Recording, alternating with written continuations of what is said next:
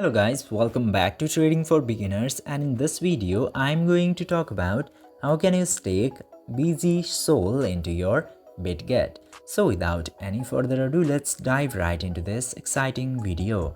Now in order to do that, you just simply have to open your Bitget, and after opening the Bitget you will get this homepage. Now in here you will get to see this BGSOL option directly.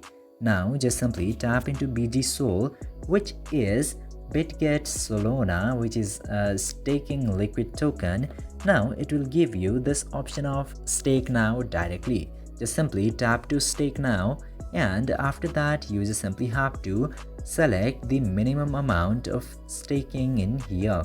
But I don't have any amount right now, so I can't show it by doing by myself, but you just simply have to enter the amount into the upper box, and after that it will show what you will receive into this box, and after that you have to tap to confirm, and after that your staking will be done after completing all the payments and payouts, and this way you can very easily stake the BGSOL into Bitget.